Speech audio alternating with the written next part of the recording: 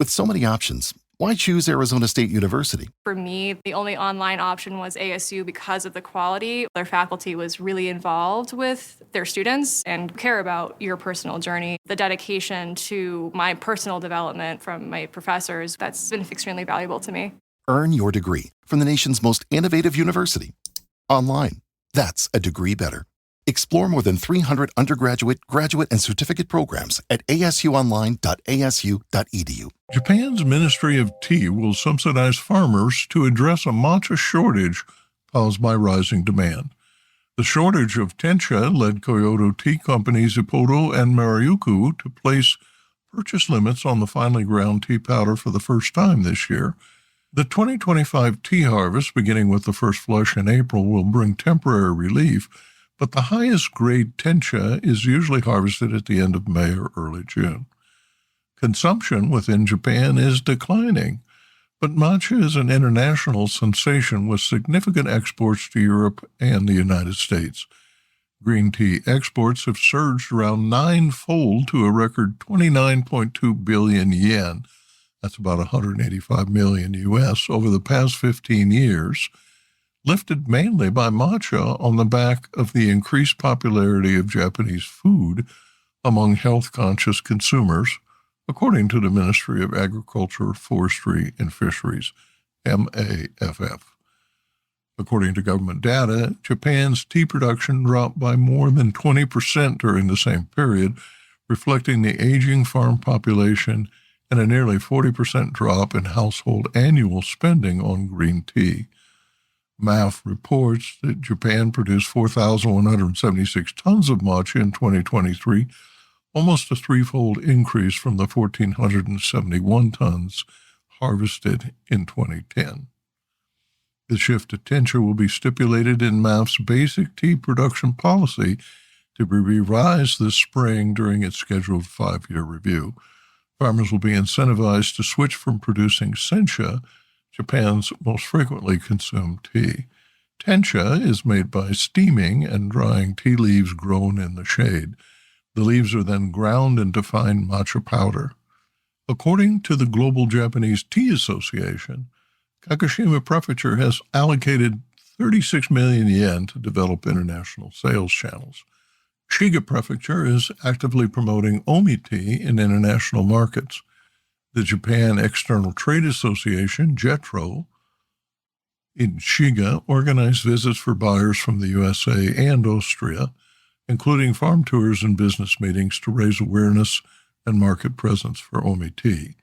In related news, the ministry reports Kagoshima has overtaken Shizuoka as Japan's leading tea producer, with a total production of 27,000 metric tons in 2024, surpassing Shizuoka's 25,800 tons. Shizuoka, though, kept the lead in high-value spring harvest volume. Kagoshima's success is attributed to its focus on summer harvest tea, which is widely used in bottled beverages. This has resulted in higher yields, reaching 1,680 kilograms per hectare, compared to Shizuoka's 1,030 kilograms per hectare average. Business Insight.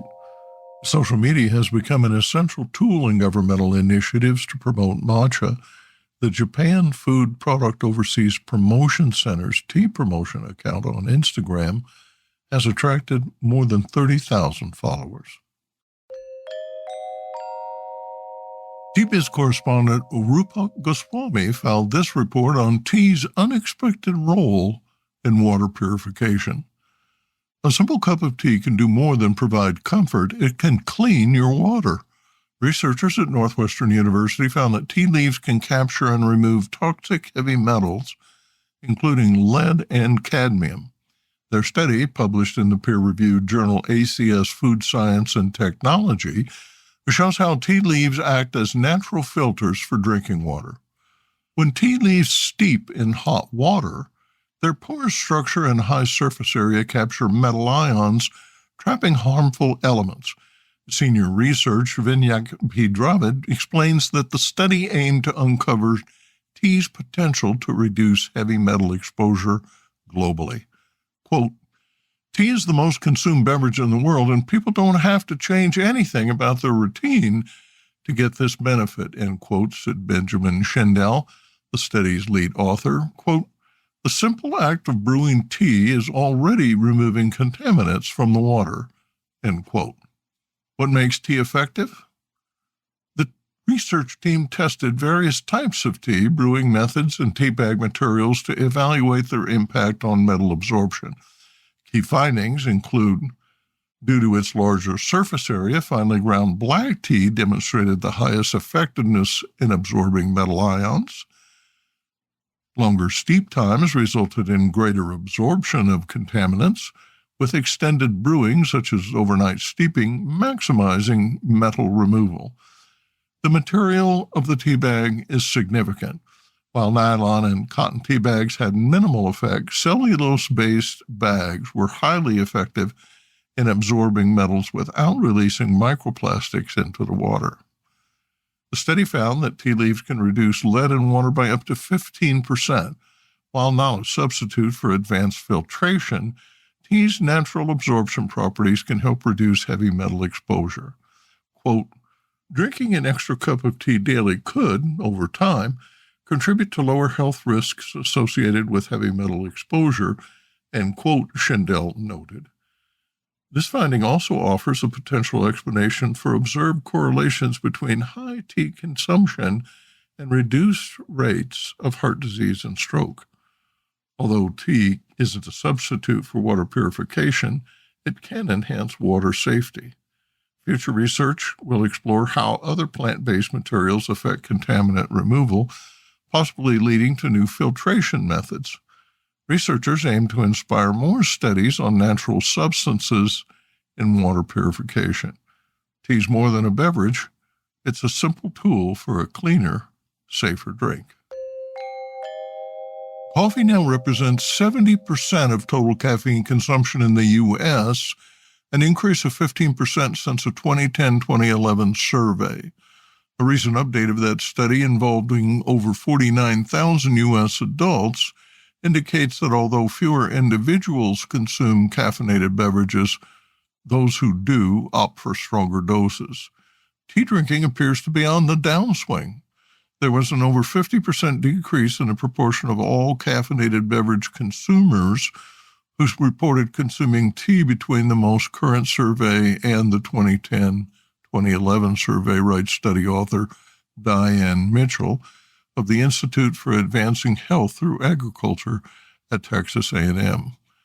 Despite this decline in tea drinkers, adults in all age categories who drink tea have nearly doubled their caffeine intake.